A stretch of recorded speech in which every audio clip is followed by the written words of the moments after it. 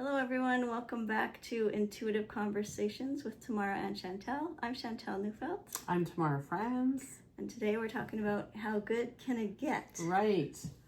We kind of wanted to sort of compare the options that we have, given the times we live in, right? Where we can either look at it as we're going to hell in a handbasket, everything's unraveling, falling apart, or is there space being created now for something that's new and innovative and completely unforeseen to come through that could be even better? Exactly. Right? So we have choices about how we can view this time that we're going through. And one of them might be more empowering than the other. Yes, for sure. I think with empaths, we have such a high capacity to feel. And we can open all these tabs and see all these possibilities. We can see all the good and we can see all the bad. And when we finally reach that point to have that, the pause where we can say, am I going to steer it in this direction or that direction? Right. Then that's where everything can change. I'm trying to think. There's this one quote, I think it was William James. It was just about that choice, that we get to choose what we're thinking about. Amanda Flaker calls it your psychic preference, where you actually get to prefer a way of thinking, a way of feeling, and then pivot in that direction. And the idea that where we place our attention is where we're giving our energy, right? We add energy to whatever it is that we decide to focus on, and whether we want it or whether we don't want it. Yeah. And I think we're living in a time where it's really important to actually mindfully think about that. I just recently had to disable my history on YouTube. That is a very bold, brave move. I spent 6 weeks walking across Spain and had no access to news, and I was very intentional about making that a politics-free, news-free time in my life. And it felt so healthy and so mentally energizing. And then it's so easy when you come back to sort of get sucked in by the big, bold, yellow, screaming headlines on YouTube videos. And there are certain people I follow and really like to listen to who are visionary and positive and empowering, but then it's mixed in with a lot of other sort of political stuff that it's really hard not to click. So I'm who are your favorite people cleanse. that you're kind of subscribed to, or that you would choose to go listen to on purpose? There are some, sort of visionary, really big picture thinking people like Pam Gregory, who is one of my favorite astrologers, who has a really high level of integrity.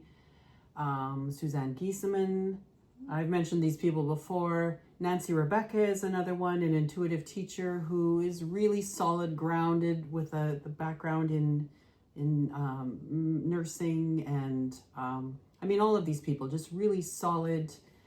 And so I feel like I really want the sort of solid groundedness in Earth life, not flying off into the cosmos all the time, but also just that big picture of, yes, it may look like we're going through a really crappy time of things falling apart, but I think, I don't know, if anyone who's listening, if you really ask yourself, are you surprised? Because I think we all saw something like this coming, right? Where the trends and the things that were sort of moving forward that had momentum, the way that we've been treating the planet, the way that things have been going in politics, it just really looked like our paradigm wasn't sustainable. Our systems were not serving us anymore. And there's a point where in our human evolutionary journey where we just have to make a quantum leap now. The belief systems have become too small, and we can't constrict ourselves, and any system that becomes too small becomes toxic, because there isn't room for growth. And so an opening had to be created, but it also means things unraveling, which is really uncomfortable and can be very fearful. Yes, and I was listening to this one video with Amanda Flaker and Teal Swan this week, and they were talking about how like there is more good in the world than bad. You know, like there are more kind-hearted people than just like the powers that be that want war, you know. So when we can begin to like focus on how good can it get, she was talking about, she had this journal, this positive aspects journal that she wrote in every morning and every evening, and that really helped her like just get centered and focused on looking for the good. And I mean, that reminds me of like the reticular activating system when we're learning NLP, where you see what you look for. Like if you have like, you want to buy a red Ferrari, right? And you put it on your screensaver. Well, all of a sudden you're going to be seeing red cars everywhere. Like you really do see what you look for. So if you're looking for more good things, and you'll see more good things, create more good things. Yeah, true enough. Yeah.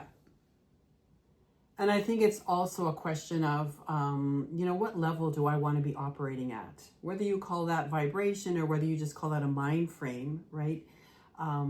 Do I want to be constantly sucked into the news cycle and the headlines that are like, be afraid, be outraged, be constantly in a state of emotional disequilibrium, right? Because it's very disempowering. And on the other side of things, it's very empowering for us to take control of our own mind frame and decide, how do I want to move through the world? What kind of a mental space do I want to be in, and how can I curate that?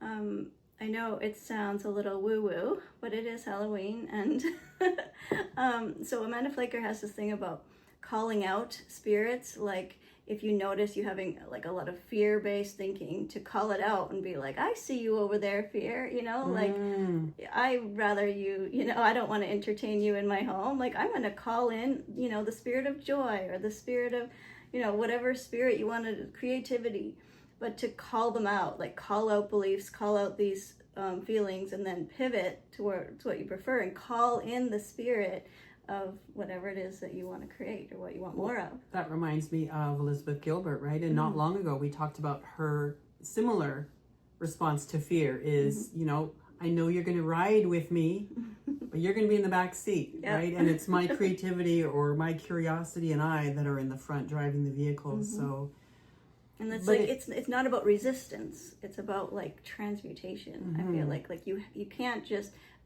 spiritually bypass, like all the bad. You have to like work with it and be like, okay, how are we going to make this good? Like when you're trying to fight, let's say you had a breakup, or let's say something really bad happened. To try to fight it is like making it grow stronger. It's creating that resistance. But when you're just like, you can dive into it. In the video that we were listening to this week, she was talking about like, whatever happens, I can handle it. My heart can contain it. And like, that's a whole different way to go out into the world, into like a crowd or whatever, instead of feeling small or victim-like, to go out and be like, whatever happens, my heart can contain this. Yeah, that's a hugely enlarged perspective. And speaking of spiritual bypassing, that makes me think about the whole phenomenon of manifestation and using affirmations, and which is something I found never worked for me, because my skeptical brain would kick in, right? I mean, as an example, I have $1 million in my bank account. No, I don't. But the how good can it get flips it into a question, right? It opens the possibilities, because sometimes even our thinking is too small, or we think we want something, $1 million in the bank account. And really, if you think about that, how would that feel? How would that separate you from other people maybe in your life? Or how would that make you vulnerable to sort of people, wanting to come and get from you what they think you should be able to give them, right? How good can it get? It really just kind of opens that I'm curious, I'm excited, I'm open to what life will bring me. And I'm creating this huge magnanimous space inside of me for possibility.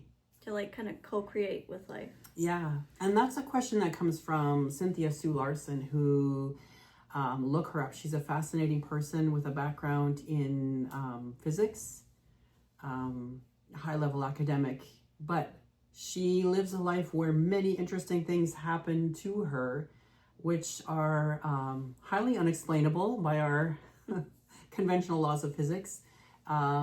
She talks a lot about the Mandela effect, which is this phenomenon where we tend to remember things that actually didn't happen, and we're fully convinced. For example, back in the 90s at some point, I think it was, a bunch of us remember Nelson Mandela passing, but he actually didn't. And so, there's these weird things that it's almost like we skipped onto a different timeline or something. All of that just to say timelines and life are a lot more fluid than we're conditioned to think they are. And so when we can open the door to possibility, who knows what can happen? How good can it get? Yeah. We put a lot of limits, in our own minds, but are they actually true? Oh, the mind is so powerful, both as a creator and as a limiter. Yeah. I've heard it said, like, someone said, the only thing I believe in is the power of belief. So, like, think about that for a minute. Like, it really makes me reframe everything about, like, what do I believe? And, like, why do I believe it? And, like, how do I, like Byron Katie, how do I know it's true? And, right? Yeah. But we tend to turn our beliefs into self-fulfilling prophecies, right? So if we're living in fear,